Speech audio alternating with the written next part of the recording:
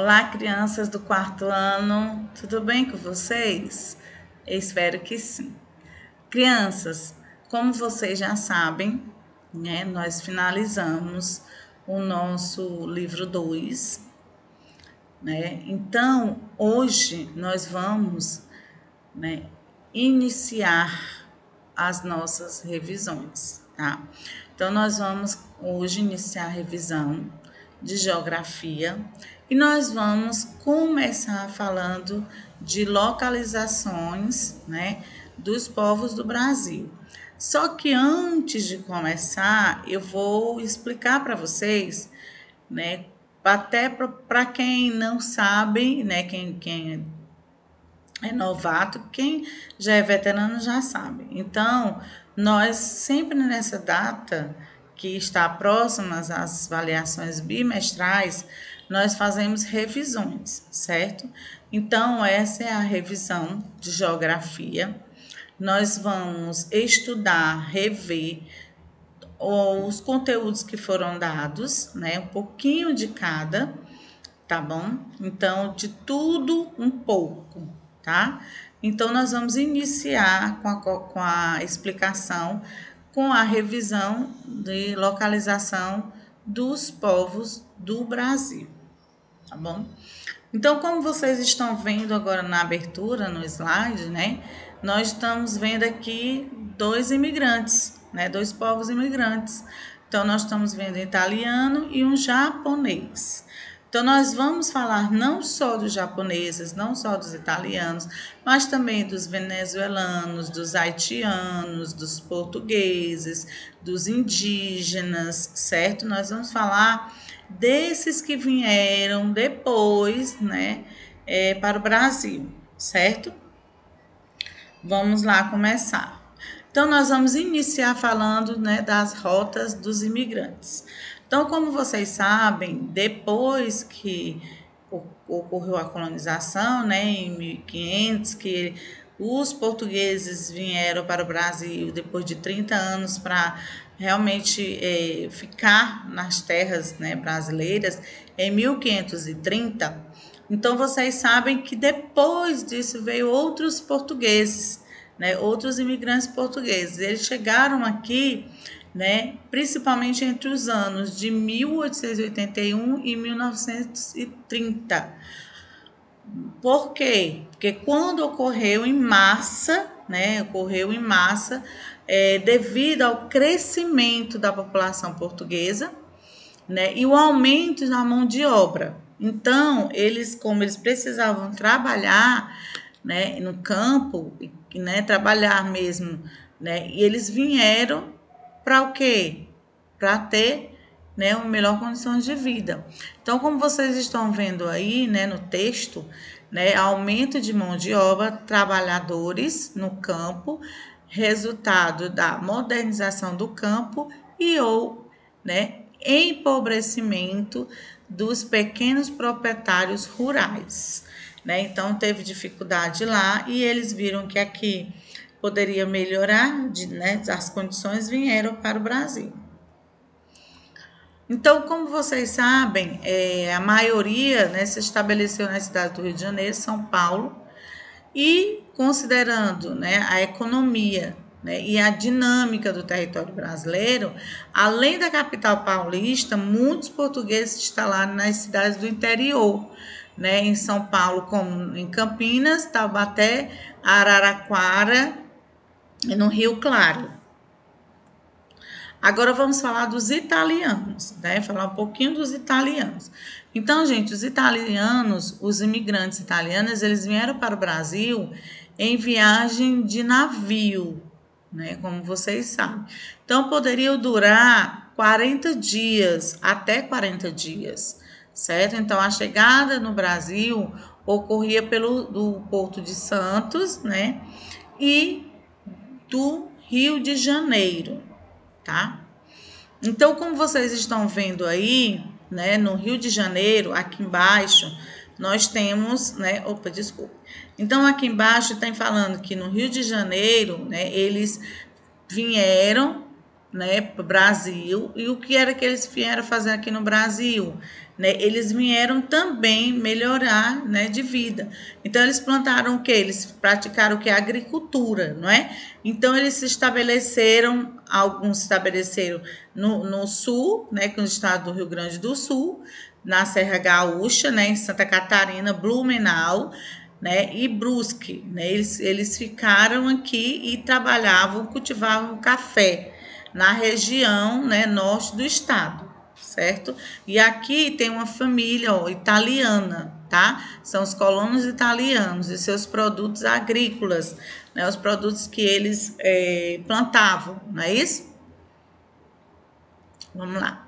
Agora, gente, nós vamos falar mais um pouquinho deles, certo? Olha só, esses imigrantes eles estabeleceram em toda a região do Brasil, né, nas principais, né, no sul, no estado do Rio Grande do Sul, na Serra Gaúcha, como a tia já falou, né, no Blumenau, Brusque, e praticava agricultura, né? E eles também, além do café, eles também plantavam milho e trigo no Paraná, né, que foram empregados no cultivo do café na região norte do estado, tá bom? Aqui, gente, nós vamos falar sobre os alemães, sabe? Os alemães, os primeiros alemães, né? Eles desembarcaram no Brasil, vieram da cidade de Hamburgo, né? Em uma viagem que durou vários dias, né? Como vocês já sabem, eles ficaram, né? Eles foram para Porto Alegre, que é no Rio Grande do Sul, aí depois foram para São Leopoldo, que na cidade da região metropolitana de Porto Alegre, né? São Pedro, né? De Alcântara e Mafra, que é em Santa Catarina, tá? E Rio Negro também eles foram para lá. Então, nesse período, os colonos alemães eles foram conduzidos também para outros estados, tá, pessoal? Então, como Espírito Santo, Minas Gerais, Rio de Janeiro e Bahia. E aqui, como vocês estão vendo, é um museu da Casa do Colono, no Rio de Janeiro, construído para lembrar a história dos imigrantes alemães, certo? Vamos passar um pouquinho. Agora nós vamos falar um pouquinho sobre os japoneses, tá? Então, como vocês já sabem, os japoneses, eles migraram, né? Eles migraram para o território brasileiro para que significava o quê? Né? Ele conseguir melhor condições de vida. Como vocês sabem, gente, a maioria, aí vocês, tia, mas todos vieram nessa condições? Sim, porque a pessoa só sai de um lugar, né, da sua terra natal, de origem, para melhor condição de vida, ou fugir de alguma coisa, de guerra, ou fugir de terremotos, como a gente vai ver daqui a alguns imigrantes, né? Então tem alguma coisa, né? Tem algum motivo bem forte para que, né, um imigrante, né, ele saia do seu país de origem, da sua terra natal, para ir para outro, não é isso? Então tem que ser um motivo muito forte, não é? Sim, então vamos dar continuidade. Olha só. Então, nesse ano de 1930 e 1940, pessoal, ocorreu o maior fluxo migratório de toda a história do Japão, certo? Então, no Brasil, os japoneses são reconhecidos por terem trabalhado na construção civil, ou desculpa, para a construção de ferrovias e no cultivo do café, né, no estado de São Paulo. E muitos se deslocaram para o norte do Paraná. Por quê? Porque eles iam cultivar o café, né? E também, né, aqui, né, no estado do Pará, onde desenvolveram o cultivo da pimenta do reino, de pimenta do reino. Então, como vocês estão vendo aqui, tem uma plantação de pimenta do reino aqui no Espírito Santo, tá? Então, os japoneses, eles são conhecidos como, né, que foram plantados pimenta do reino no Pará, e cultivaram também café, né, no Paraná, e também foram conhecidos também como construções de ferrovias, certo? Vamos passar para o próximo, estudar. Agora nós vamos falar sobre os haitianos. Pessoal, vocês estão vendo aí, olha só, os grupos haitianos no Acre, na gravura aí. Então, como nós estudamos no capítulo anterior, os haitianos, eles fazem parte, né, do fluxo migratório, né, recente, que tem como destino o nosso país, tá? E principalmente essa causa de vinda para o Brasil, gente, é um desastre natural, como terremotos, né? Então ocorreu um terremoto em 2010 e causou inúmeros problemas na parte econômica, na economia, na vida social, né, na parte social também e política do país. Então eles resolveram, né, vir para o Brasil por conta dessas consequências, né, desses motivos que o levaram a sair do seu país de origem, tá? Agora vamos falar dos bolivianos, né, dos bolivianos e dos venezuelanos. Então, como vocês sabem, os dois, né, já tinha estudado, a gente está só revisando, né, eles fugindo das recentes crises políticas e econômicas, né, no país de origem, esses dois grupos de imigrantes, eles procuravam uma melhor condição de vida no Brasil, né? Olha só, mais um que procurava, né, as condições de vida melhor no país, né? E aqui, gente, olha só, tem um mapa, né? Esse mapa é mostrando, né, a rota e que eles fizeram, os bolivianos, tá? Então, estima que no Brasil vieram 250 mil bolivianos. Né? A grande maioria ele teve destino para São Paulo. O destino dele foi para São Paulo, né? Então, como vocês podem ver, eles vieram, os bolivianos, para chegar ao país, ao nosso país, eles fizeram várias rotas, né? Inclusive Acre também, Acre e Amazonas, se eu não me engano, né? Então, gente, olha só, venezuelanos, olha só, os venezuelanos, como vocês estão vendo, né, na imagem, eles sentados no chão e tudo, né, esperando, né, trabalho, condições melhores de vida, né, como já vi falado anteriormente, e a situação econômica e política da Venezuela fez com que milhões de venezuelanos saíssem do seu país e buscar um novo lugar para morar, né? Então, o Brasil é um dos destinos mais procurados por mais de 100 mil venezuelanos, né? Já atravessaram a fronteira, a maioria a pé, né, gente? Então, é porque precisa mesmo, necessita mesmo de uma melhor condição de vida, não é isso? E agora, né, nós vamos agora falar de um assunto que, com licença, vocês, que agora eu vou colocar olha só, o meu cocá. Olha só, por que eu vou colocar o meu cocá? Porque nós vamos falar de quem? Dos indígenas, não é? Então, olha só, né? Nós vamos falar durante nossos estudos muito sobre os indígenas, tá? Então, durante o estudo de vocês, gente, vocês aprenderam quanto os colonizadores portugueses chegaram à Terra, né? Quando eles chegaram à Terra, né, o Brasil, eles deram de cara com quem? Eles viram quem? Quem é que já habitavam aqui? Muito bem, os indígenas, né? Então, como vocês estão vendo, vamos passar para o próximo slide, né? E nós estamos falando agora, né, que faz parte do indígena, sobre a Fundação Nacional do Índio, que é o FUNAI, né? Então, ele tem a missão, gente, foi criado em 1967, né? Com a missão foi criado, né? Foi para proteger, né, e promover os direitos da população indígena no Brasil. Então, essa fundação é responsável pela demarcação de terras, ou seja, fazer com que os índios tenham garantia, áreas de terra para desenvolver suas atividades produtivas e possam, né, viver dignamente. Né? E vocês sabem que eles gostam da natureza, né? Eles valorizam demais a natureza. Eles respeitam demais a natureza, né? E nós estamos agora estudando as partes, que, como vocês sabem, tem 305 etnias, né, indígenas, né, e estão distribuídas por toda a unidade federativa do Brasil. Nós vamos agora conseguir, né, estudar mais um pouco sobre algumas delas. No caso, nós vamos falar primeiro sobre a ticuna, né? Ticuna, ela representa a maior etnia indígena do Brasil, tá?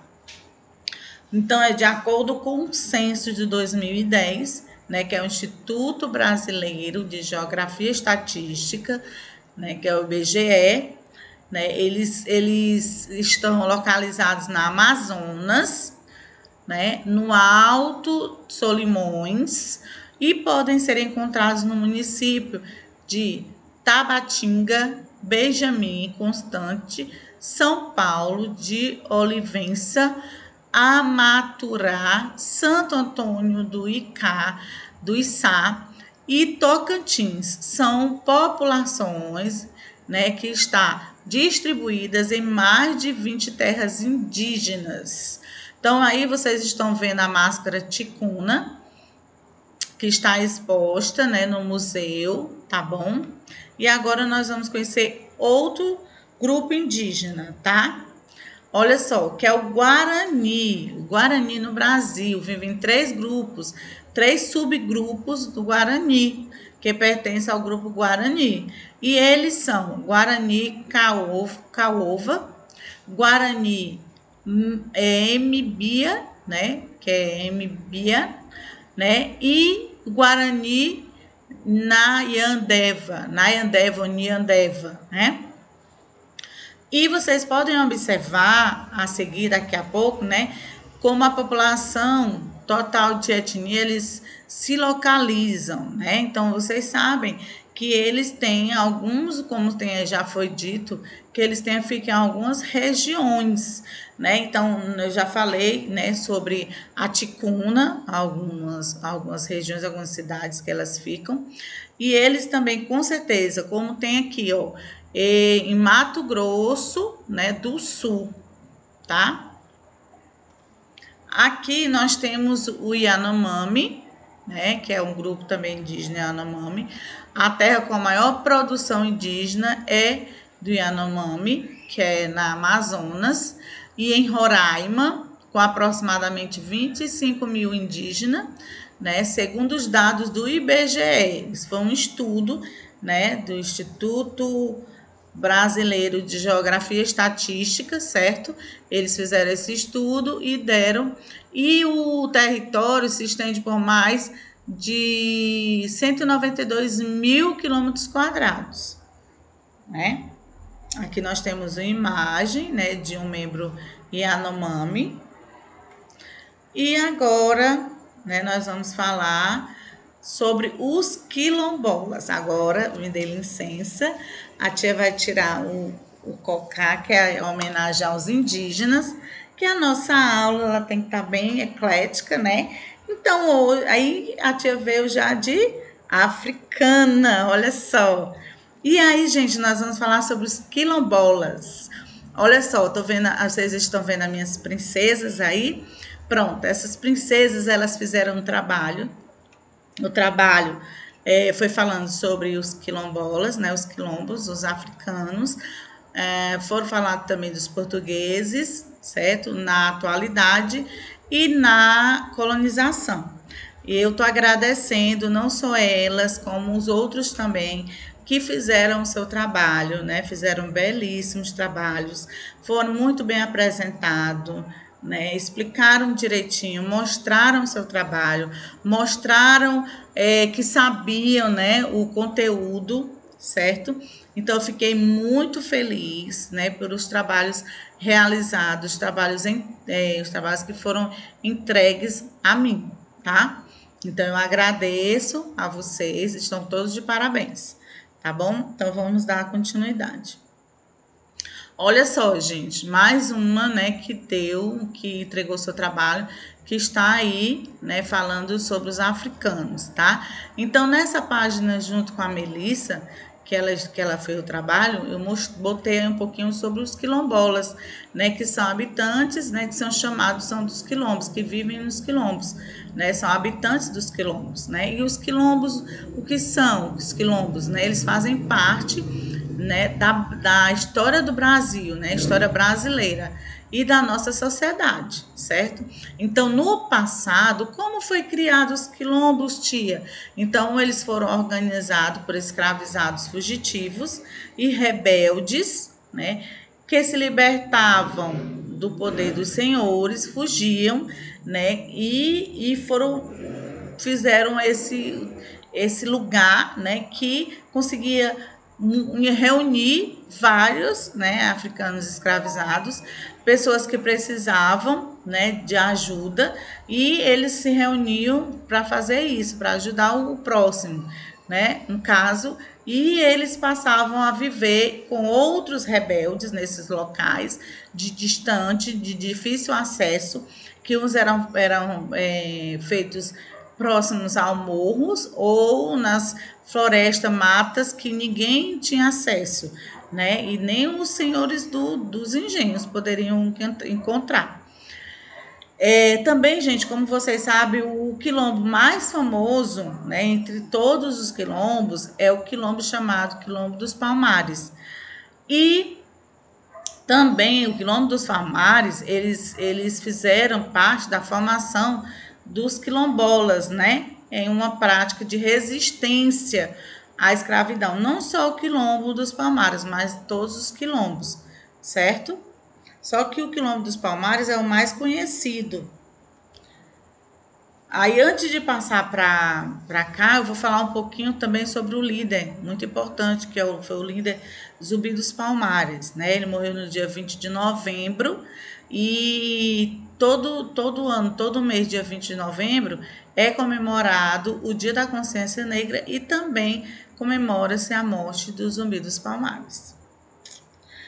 E o quilombo, que é mais falado, como eu falei para vocês, que é mais conhecido, né, que é justamente por conta do Zumbi dos Palmares, ele se encontra, né, na Serra da Barriga, em Alagoas. Então, agora vamos dar continuidade aqui com a preservando a cultura e a história. Então, como vocês estão vendo, os quilombos, eles ainda, né, cultivam, eles valorizam ainda a cultura, a tradição deles, né? São pessoas que eles trabalham para ter o próprio sustento, certo? Então, como vocês estão vendo aí, eles plantaram e estão cortando as mandiocas, né? Então, a maioria dos quilombos, eles estão em áreas rurais, tá, gente? E eles se organizam nas atividades da agricultura e na criação de animais, certo?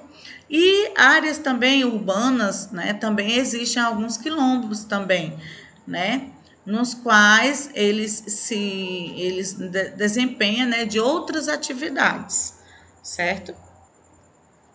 E aqui, gente, eu vou deixar uma mensagem para vocês, né?